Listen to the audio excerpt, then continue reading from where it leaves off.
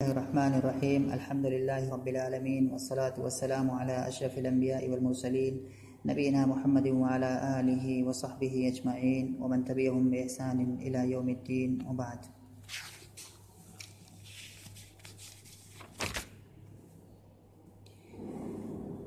پچھلے درس میں ہم لوگ جس شعر پر رکے تھے وہ شعر ہے یہ والا وَإِنَّكَ عَبْدِي يَا زَمَانُ وَإِنَّنِي عَلَى الرُّغْمِ مِنِّي أَنْ أُرَى لَكَ سَيِّدًا. اور یہ بات میں نے وہاں پر بتائی تھی کہ یہ جو اشعار ہیں، یہ جتنے بھی یہاں پر یہ ہیں اس شاعر کے، ان سارے اشعار میں وہ اپنے تئیں فخر ظاہر کر رہا ہے اور اپنی حد درجہ خودداری کو ثابت کر رہا ہے کہ اس کی خودداری کو کوئی چیز نہیں نقصان پہنچا سکتی، نہیں کوئی بھی چیز ہو اس کی خودداری کو جو ہے کچھ بھی نہیں کر سکتی. اس کے بعد پھر کہہ رہا ہے، آگے کہہ رہا ہے شاعر وما انا راض، عبارت میں پہلے پڑھ رہا ہوں. شاعر کہہ رہا ہے وما انا راض اننی واطئ الثرى ولی ہمت لا ترتضی الافق مقعدا ولی قلم فی انملی ان هززته فما ضرنی الا اهز المهندا اذا صال فوق الترس وقع سريره فان صليل المشرفي له صدى. یہاں شاعر کہہ رہا ہے کہ وما انا راض، اور یہ دونوں لائنیں جو ہیں ان کے معنی میں نے پچھلے درس میں بتا دیے تھے، لیکن پھر ایک بار جلدی سے بتا دے رہا ہوں. وما انا راض، راضٍ جو ہے قاضٍ کی طرح سے رضی یرضی معنی راضی ہونا، اور وطئ یطئ کے معنی ہوتا ہے رودنا، الثرى باب سمیہ سے ہے، الثرى کے معنی ہوتا ہے مٹی، ولی ہمت، ہمت معنی عظیم وسم پکا ارادہ یا اونچا ارادہ بلند ارادہ، اس کا جمع اس کا آتی ہے ہمم. لا ترتضی یعنی کہ نہیں چاہتے ہیں، چاہنا کے معنی ہوتا ہے، اور لا ترتضی یعنی کہ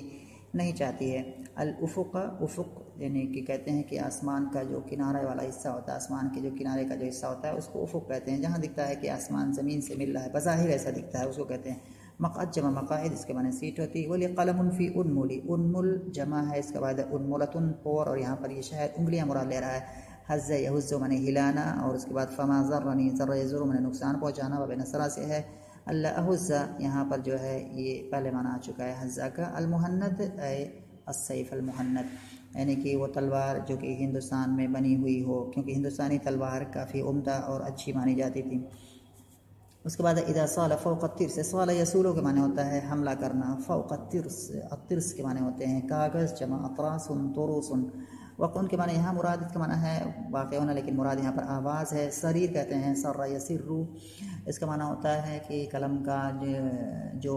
کی جو آواز ہوتی ہے، یعنی کہ قلم کا آواز کرنا، یعنی کہ جو چرچرانا یا چرچراہٹ کی جو آواز ہوتی ہے. سریر یہ ہے قلم کے چرچرانے کی آواز، چرچرانے کی آواز یا قلم کی جو آواز ہوتی ہے لکھتے وقت، وہ جو دوات اور قلم اس سے لکھتے تھے اس میں آواز آتی تھی. آج والی قلم نہیں کی بات نہیں ہو رہی ہے، یہ پرانے زمانے میں جو قلم استعمال ہوتی تھی اس کی بات ہو رہی ہے، کہ جو سیاہی میں اس کو ڈبو کر کے اور پھر لکھتے تھے جو ہے تو اس میں آواز آتی تھی، تو وہی مراد ہے سریر. سر یسر باب ضربہ سے آتا ہے. فإن صلیل المشرفی، صلیل جو ہوتا ہے، صلیل کہتے ہیں تلوار کی آواز یا لوہے کی آواز، اس کو صلیل کہا جاتا ہے. المشرفی، مشرفی معنی ایک قسم کی تلوار ہے، اس کو مشرفی یہ ہے صحیح. مشرفی ای نوع من انواع السیف. اس کے بعد لہو صدا، صدا مفرد ہے، اس کی جمع آتی ہے اصداء، اور اس کے معنی ہوتے ہیں صدائے بازگشت، اردو میں کہتے ہیں صدائے بازگشت. یعنی کہ ایک آدمی جب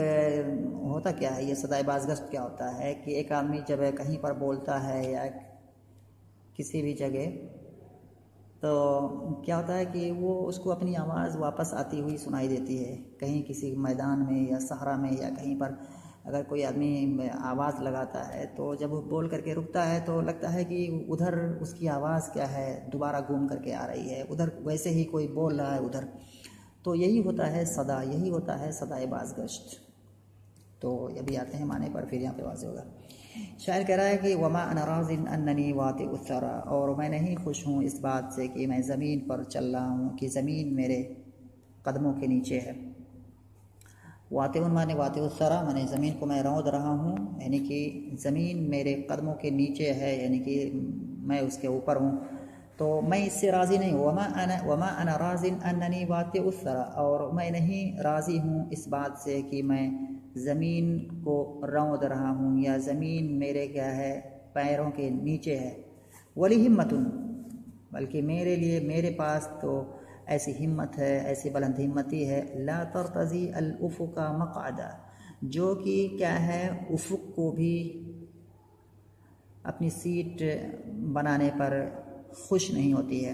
یعنی کہ کہنا کیا ہے کہ جو اگر اس کو بیٹھنا جو ہے، جو بیٹھنے کی جگہ اگر اس کو کہاں بنا دیا جائے گا، جو افق پر جہاں ایک دم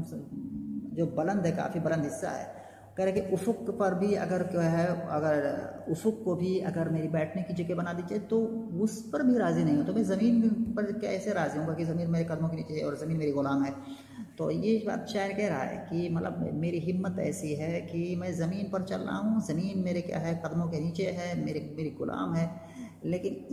یہ کوئی میرے لیے رضامندی کی بات نہیں ہے، اس سے میں راضی نہیں ہوں. بلکہ میری ہمت تو افق پر بیٹھنے کو بھی نہیں پسند کرتی ہے. میں افق کو بھی کیا ہے اگر میری سیٹ بنا دی جائے بیٹھنے کے لیے تو وہاں بھی میری ہمت کیا ہے اس کو بھی نہیں راضی ہے. تو زمین پر چلنے سے کیسے راضی ہوگی، کہ زمین پر قدم رکھنے پہ کیا ہے کیسے راضی ہوگی. بلکہ میری ہمت تو کیا ہے افق سے اوپر بھی اور اوپر پتہ نہیں کتنا اوپر کیا ہے میری ہمت وہاں جو ہے اس کی جگہ ہے. یعنی کہ ستاروں سے آگے جہاں اور بھی ہیں، یعنی کہ اس سے جو ہے افق سے کہیں زیادہ اوپر کیا ہے میری ہمت، یا میری ہمت کا جو مقصد اور مطلب وہاں ہے، وہاں جا کر کے میری ہمت کیا ہے رکتی ہے. تو اس طرح سے شاعر کہہ رہا ہے کہ وما انا راض اننی واطئ الثری، اور میں نہیں خوش ہوں اس بات سے کہ میں زمین کو کیا ہے روند رہا ہوں یا زمین میرے پیروں کے نیچے ہے. ولی ہمت، میرے پاس تو ایسا ارادہ ہے، ایسی بلند ہمتی ہے، ایسی علو ہمتی ہے جو افق کو بھی اپنی بیٹھنے والی جگہ بنائے جانے کو نہیں پسند کرتی ہے. اس کے بعد کہہ رہا ہے کہ ولی قلم فی انملی ان حززتہ، اور پھر آگے کہہ رہا ہے کہ میری انگلیوں کے درمیان یا میری انگلیوں میں ایک ایسی قلم ہے. ولی قلم فی انملی، اور میرے پاس میری انگلیوں میں ایک ایسی قلم ہے ان حززتہ، جس کو اگر میں ہلا دوں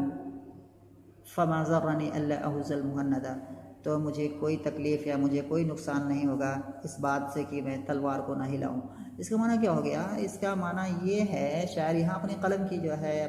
قلم یعنی کہ اپنی فصاحت اور اپنی بلاغت اس کی تعریف کر رہا ہے. کہہ رہا کہ میں اتنا فصیح اور بلیغ ہوں اور میری قلم میں اتنی طاقت ہے کہ اگر میں ہلانے سے مراد یہ ہے لکھنا، قلم کو ہلانا یہاں پر مراد ہے قلم سے لکھنا، اور یہاں پر جو ہے احز المہندہ یعنی کہ تلوار کو ہلانا یہاں مراد ہے تلوار بازی کرنا، یعنی کہ تلوار چلانا. تو کہہ رہا ہے کہ میری جو قلم کی طاقت ہے، میری قلم کے اندر جو تاثیر ہے، یہ تاثیر تلوار کی تاثیر سے کہیں زیادہ ہے. اگر میں قلم سے لکھ دوں تو مجھے کوئی ضرورت نہیں ہے کہ میدان معرکہ میں جاؤں، بس میرا آرڈر میں کرنا، میرا لکھنا اور میری جو قوت بیانی ہے یہی میرا کام پورا کر دے گی. تو یہاں پر اپنی قلم کی تعریف کرنے کی لکھے گا یا بولے گا یا جو بھی کرے گا، لکھ کر کے تعبیر کرے گا تو فوراً لوگ اس باتوں پر کیا ہے دوڑ پڑیں گے، اور اس کو جانے کی ضرورت ہی نہیں ہے کہ جا کر کے یہ کیا ہے وہاں تلوار چلائے یا کچھ کرے، کیونکہ اس کے قلم کے اندر اتنی تاثیر ہے. اگر کسی مسئلے پر یہ ابھارے گا، کسی مسئلے پر ابھارے گا، لوگوں کو ابھارتے ہوئے لکھے گا تو فوراً لوگ اس کو کیا ہے کر بیٹھیں گے. تو یہ بات کر رہا ہے کہ ولی قلم فی انملی، اور میری انگلیوں میں ایک ایسی قلم ہے ان حززتہ، اگر میں اس کو ہلا دوں تو فما ضرنی الا احز المہندہ، تو مجھے پھر کوئی حرج نہیں ہے کہ مجھے کوئی تکلیف نہیں ہے اس بات سے کہ میں تلوار کو نہ ہلاؤں. یعنی کہ میری قلم سے لکھنا یہ کفایت کر جاتا ہے میرے تلوار چلانے سے. یعنی کہ قلم کی اہمیت یہاں پر زیادہ ثابت کر رہا ہے تلوار سے. اس کے بعد آگے پھر شاعر کہہ رہا ہے کہ اذا صال فوق الترس وقع سریرہ، صال میں نے حملہ کرنا، لیکن یہاں پر منع گونجنا ہے، آواز آنا یا گونجنا. تو کہہ رہے کہ کاغذ کے اوپر جب آواز آتی ہے اس کی کڑکڑاہٹ کی، یعنی کہ اس کے کڑکڑاہٹ کی آواز کاغذ کے اوپر جب گونجتی ہے، جب سنائی دیتی ہے، فإن صلیل المشرفی لہ صدا، تو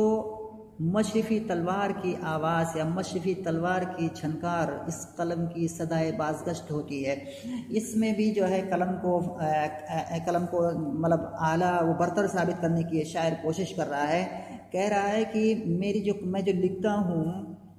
اپنے کسی بھی کام کی خاطر، کسی کام کی غرض سے، تو جو میں لکھتا ہوں تو اس قلم کی لکھتے وقت اس قلم سے جو آواز آتی ہے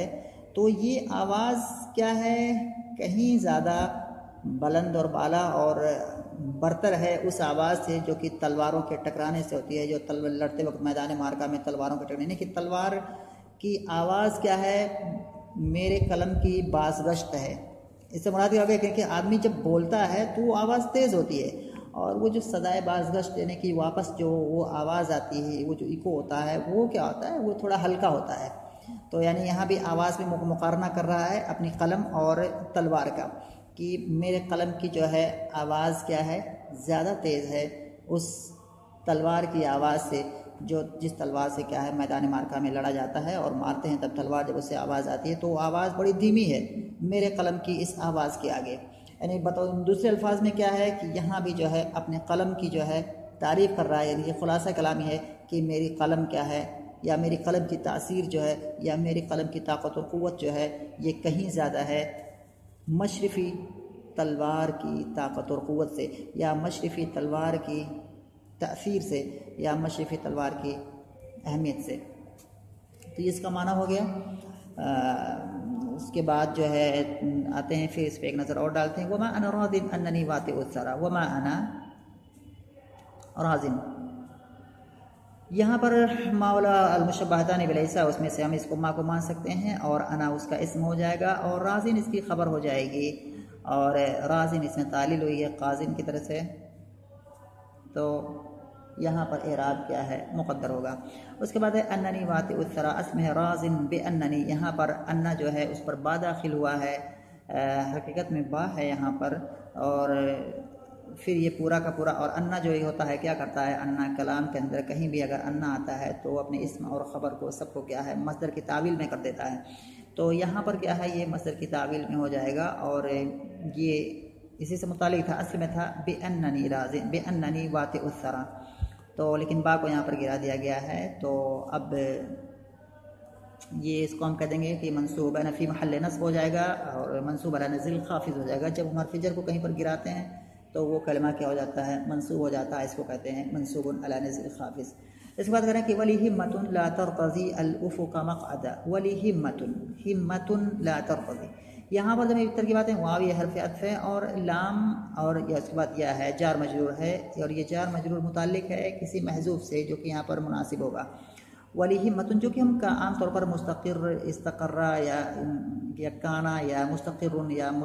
یا کائن اس طرح سے مانتے ہیں، تو یہاں پر ہم کائن کو محذوف مان لیتے ہیں، تو وکائن لی، اور یہ خبر مقدم ہو جائے گا، کائن لی خبر مقدم ہو جائے گا، اور اس کے بعد یہ ہمت لا ترتضی الافق مقعدا، ہمت یہ ہو جائے گا موصوف، اور نکرہ کے بعد یہاں پر ایک جملہ آیا ہوا ہے، جو جملہ کیا ہے، اس کی صفت بنے گی، کیونکہ قاعدہ بار بار یہ آتا ہے، ہمیشہ آتا ہے کہ الجمل بعد النکرات صفات وبعد المعارف احوال، نکرہ کے بعد یہ جملہ آیا ہوا ہے تو یہ اس کی صفت بنے گی، لا ترتضی الافق مقعدا، تو یہ پورا جملہ ہمت کی صفت ہے، اور یہ موصوف اور صفت پھر یہ مبتدا مؤخر ہو جائے گا، اور کائن لی خبر مقدم ہو جائے گی یہاں پر، ولی قلم فی انملی، ولی قلم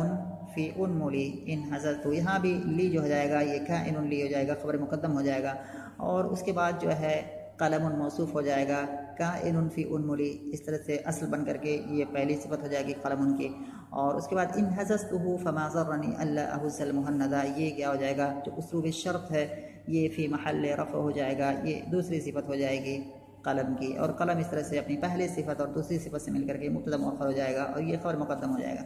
اللہ احسا، یہاں قلم نے بتایا تھا کہ اصل میں یہ ہے ان لا ہے، یہاں پر ان ہے، اور اس کے بعد لا نافیہ ہے، یعنی کہ لا نفی ہے جو کہ فعل مضارع پر داخل ہے، لیکن ایک ساتھ اس کو ملا دیا گیا ہے تو ہو گیا ہے اللہ احسا المہندہ، اور المہند کیا ہے، یہ احسا کا مفعول بھی ہے، اور اذا صار یہ پورا کا پورا اسلوب کیا ہے، شرط